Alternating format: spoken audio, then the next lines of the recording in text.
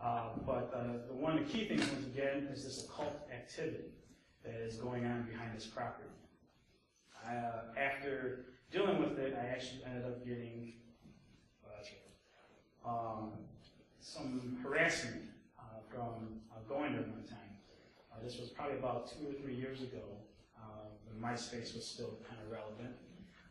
Someone actually had made a MySpace account just to get in contact with me and sent me a pretty nasty email telling directly to me that I should not be looking into this, I should not step on the property, that they would call the police and try to get me convicted of anything. And of course, the majority of the times that I was on the property was actually before the age of 18. So I was a minor. I explained to them that the only reason why we even looked into this area is because of all the local law that surrounds it, as well as the unasked questions, or the questions unanswered that people have been coming up with.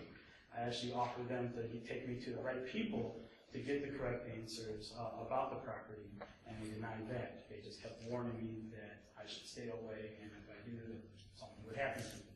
I can show you guys that email, maybe email, people are interested in email, but this is true. Someone was trying to prevent me to come back onto that property. I also got a phone call one night that came from the St. Pat's Church, which is actually not even near the particular cemetery. And basically was on the other end. I hear it's about midnight or so. Maybe this was about 2 years ago. Yeah, it was about 2 years ago. I get this phone call, and I see this number, and of course I end up doing research on my phone, found out it was from the St. Pat's area.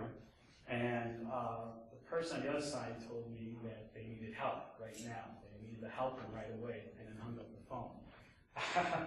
I was scared. I didn't know what to do. I was actually having a bonfire when I got this phone call, and everyone was like, what is this all about?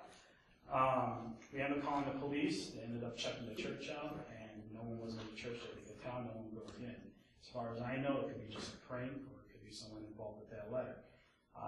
I ended up consulting a couple psychics, which I do sometimes, not often actually, on the subject.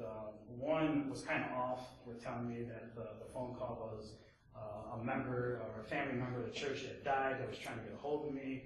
Another, or actually the other two, ended up telling me that it was a prank. So I started going to lean towards the percentage of the two. All of them did tell me about the occult activity. I only showed them a picture of this area, and they were able to pinpoint occult activity.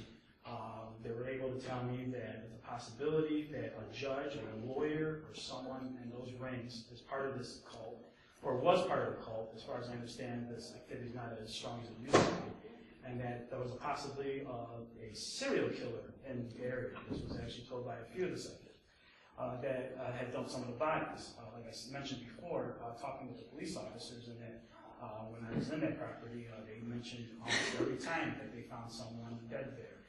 One officer told a year before, we found someone body dumped there, and then another time, someone casually, or constantly, bodies are being dumped in this area. It's drawn negativity. And of course, I haven't really looked further into it. I kind of backed away ever since getting those phone calls and emails. But I still do research, and like I said, Mother Rudd, which is part of Underground Railroad, and some of the historical societies we started talking to. A friend of mine actually did some of the legwork, and he found out that there was actually a worse name in Germany. So some of the stories coming into light, and I'm hoping maybe before my time is up that I'll be able to find out what really is going on.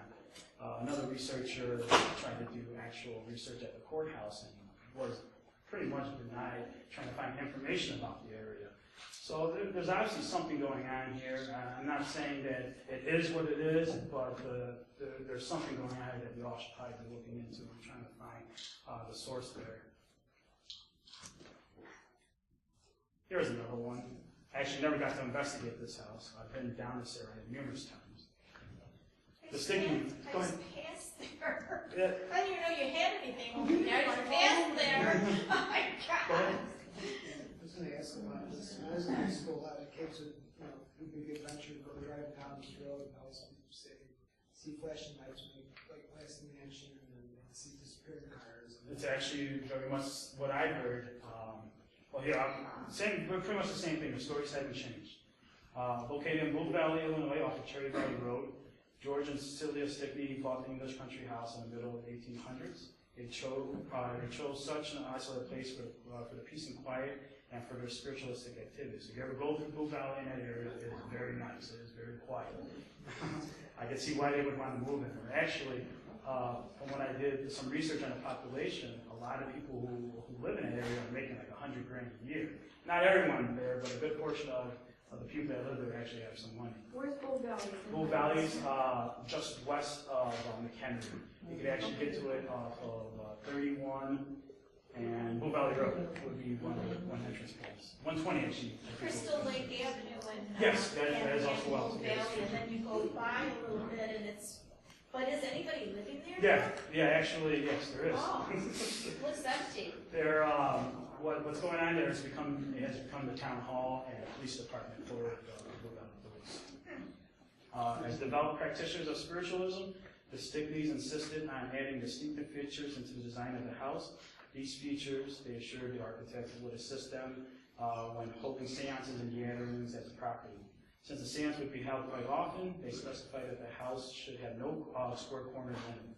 They explained that the spirits have a tendency to get stuck in these corners, which could have dire results. It has also been suggested that the Stickneys believed that the corners attracted the attention of evil spirits as well, a common belief in spiritualist circles at that time. And that's pretty much the whole thing on Blue Valley there. Like I said, I got to, never got to go inside, actually, recently I got to go inside the mansion. I was actually trying to get information for this project. We ended up talking to a woman who really works with the city hall, or who actually works at the history of the house, and some of the police officers, or one of the police officers that were there. A handyman that was in the room at the time, and I started asking questions about some of the experience. I started nodding his head to what possibility of the ghost ever that he had some experiences. We were told that we would contact them again and try to do a tour or something to get with them. But it seems that every time people try to get in touch with the house, which actually deals with the sheriff that runs the place pretty much. Like I said, Richard Crowe is one of the biggest names, and apparently they have to be famous as Richard Crowe to actually investigate this house. So that's one of the issues that we're having trying to get in there. But they're very open with telling the stories and what's going on. And it was actually a very comforting experience talking with them. Got to take some pictures and walk around the house. It was very nice. First time ever actually getting on the property without having to worry about being in trouble or anything like that. Some more stories were told about that area. There was also something known as Witch's Hill, from what I understand was a possibility. Excuse me. Witch's Hill. Which was told that possibly witches were either hung or a cultist, would be a better term for doing that time. That they were practicing their beliefs in that area. There was actually another house that Satanists ended up buying, which was actually, from what I remember, was like an old shooting range. And there seems to be a lot of occult activity in this area as well that I ended up finding out. There was also another property that friends had heard about, and I never got to visit it, but I've heard this twice. It's called Where the Devil Lives, is what it was coined to me as. A couple of times actually, my friends of mine at the time went out there and they found this particular house with a shed. They had one of the most putrid smells, basically, of flesh in the shed.